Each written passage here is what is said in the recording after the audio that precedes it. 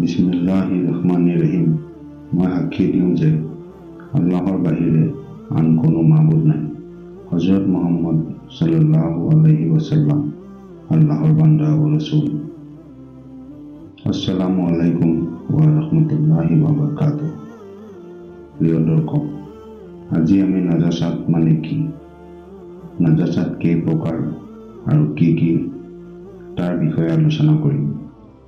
গতিকে ভিডিঅ'টো শেষ পৰ্যন্ত চাব। নাজাসাত মানে অপবিত্ৰতা।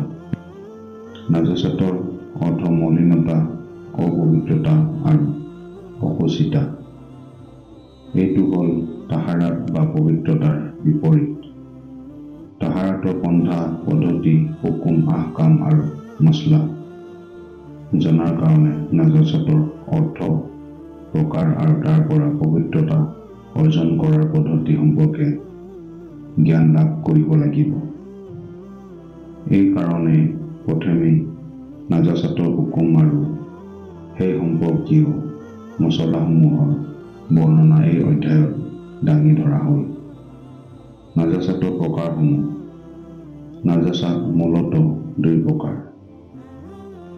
1. নাজাসাতে হকিকি আৰু 2. নাজাসাতে হুকমি। এই উভয় প্ৰকাৰ নাজাসাতৰ হুকুম আহকাম পৃথক।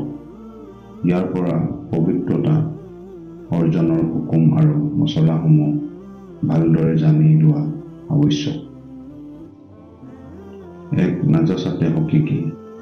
নাজাসাতে হকিকি হ'ল সেইবোৰ মল-মূত্ৰ আৰু লেতেৰা বস্তু যিবোৰে মানুহৰ মনত ঘৃণাৰ উদ্ৰেক কৰে আৰু প্ৰত্যেকেই সেইবোৰৰ পৰা নিজৰ শৰীৰ, কাপোৰ-কানি আৰু অন্যান্য ব্যৱহাৰ্য জিনিছ-পত্ৰ পবিত্ৰ কৰি ৰাখিব বিচাৰে।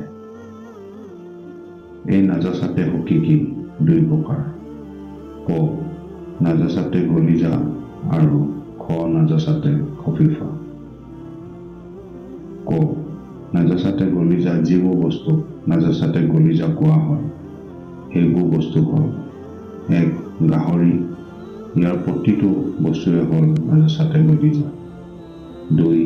সৰু ডাঙৰ সকলো মানুহৰ পেচাব পায়খানা, বীৰ্য, পেচাবৰ নলীৰে নিৰ্গত যিকোনো তৰল বস্তু, সকলো পশুৰ বীৰ্য। 3. মানুহ আৰু অন্যান্য জন্তুৰ ৰক্ত। 4. যিকোনো বয়সৰ মানুহৰ বমি। 5. মহিলাৰ পেচাবৰ দুৱাৰেৰে নিৰ্গত ৰক্ত আৰু পানীয়। 6. ঘাঁ, ফোঁহা, জখম আদি ঠাইৰ পৰা নিৰ্গত ৰস, পুজ আদি। 7. যিবোৰ পশুৰ জোঠা, উচ্ছিষ্ট, নাপাক সেইবোৰৰ ঘাম, লালটি। 8. জব কৰাৰ আগতে যিবোৰ হালাল জন্তু মৰি যায় সেইবোৰৰ মাংস, চৰ্বি, চামৰা ইত্যাদি। অৱশ্যে চামৰা দাবাগত কৰা হ'লে সেইটো পাক বুলি গণ্য। সেইদৰে খুৰা, শিং আৰু দাঁতও পাক। 9. হাৰাম পশুৰ গাখীৰ। 10. মৃত পশুৰ শৰীৰৰ পৰা নিৰ্গত তৰল পদাৰ্থ। 11. নাপাক বস্তুৰ ৰস। 12. উৰণীয়া পক্ষীৰ বাহিৰে সকলো পশুৰ পায়খানা নাপাক। 13. মদ আৰু এই জাতীয় তৰল পদাৰ্থ। 14. সাপৰ খোল। 15. মৃত ব্যক্তিৰ মুখৰ লালটি। খ. নাজাসাতে খফিফা। নাজাসাতে খফিফা হ'ল গলিজাতকৈ কিছু লঘু বা কম নাপাক। সেইবোৰ বস্তু হ'ল: হালাল পশুৰ পেচাব পায়খানা যেনে গৰু, ম'হ, ছাগলী। 2. ঘোঁৰাৰ পেচাব। 3. হাৰাম পক্ষীৰ মল যেনে কাউৰী, চিলনী, বাজ, শগুন ইত্যাদি। অৱশ্যে বাদুলি পেচাব বমি নাপাক নহয়। 4. হালাল পক্ষীৰ পায়খানা যদি দুৰ্গন্ধময় হয়। 5. নাজাসাত গলিজাৰ লগত নাজাসাতে খফিফা মিশ্ৰিত হ'লে সেয়া নাজাসাতে গলিজা বুলি গণ্য হ'ব। 2. নাজাসাতে হুকমি। যিবোৰ বস্তু বা বিষয় অৱস্থাভেদে নাজাসাত বা নাপাক সাব্যস্ত হোৱা বা নোহোৱাটো পৰিস্থিতি সাপেক্ষে শৰীয়তৰ হুকুমৰ ওপৰত নিৰ্ভৰশীল। সেইবোৰকে নাজাচাতে হুকমি বোলা হয়।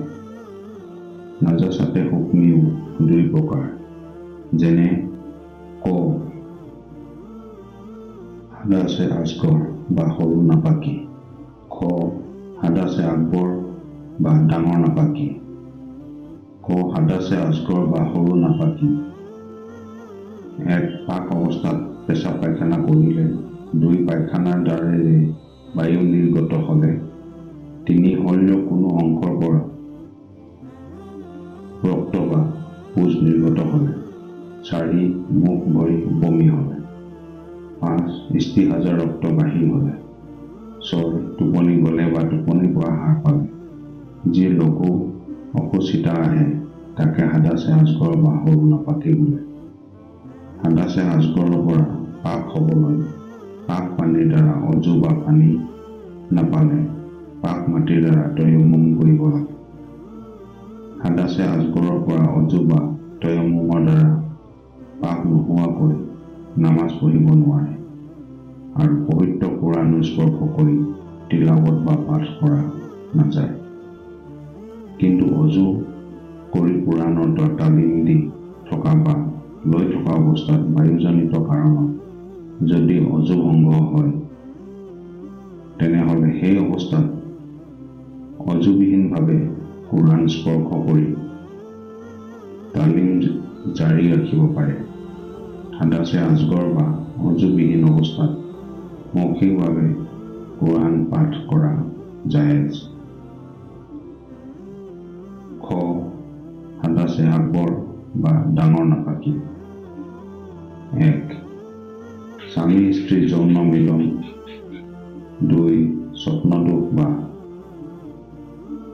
তিনি অন্যান্য কোনো কাৰণত যৌন উত্তেজনাবশতঃ বীৰ্য নিৰ্গত হ'লে, চাৰি তিৰোতাৰ হায়েজৰ তেজ আৰু সন্তান প্ৰসাৱৰ পাছত নেফাচৰ খুন নিৰ্গত হৈ থকা অৱস্থাকে হাদাছে আকবৰ বা ডাঙৰ নাপাকি বোলে।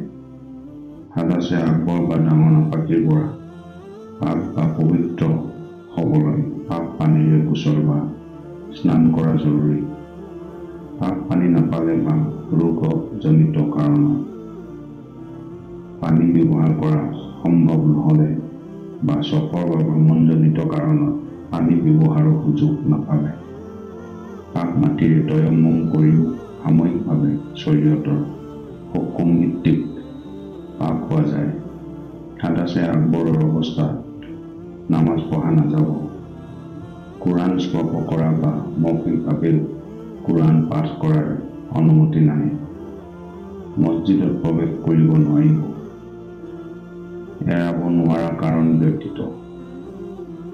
আশা কৰোঁ আপোনালোকে ভিডিঅ'টো ভাল পাইছে আৰু এজন ইমান আল্লাই আনজন ইমান আল্লাক আগবাঢ়ি যাবলৈ সহায় কৰিব বুলি বিশ্বাস ৰাখিব। যদি ভিডিঅ'টো আপোনালোকৰ ভাল লাগিছে তেন্তে এটা লাইক কৰি দিব, বন্ধুসকলৰ সৈতে শ্বেয়াৰ কৰি দিব আৰু মোৰ চেনেল ইছলামিক চবক ছাবস্ক্ৰাইব কৰি দিব। লগতে কাষত থকা বেল আইকনটো টিপি দিব যাতে মোৰ সকলোবোৰ নতুন ভিডিঅ'ৰ ন'টিফিকেশ্যন সকলোতকৈ আগত আপুনি পায়। আসসালামু আলাইকুম, আল্লাহ হাফিজ।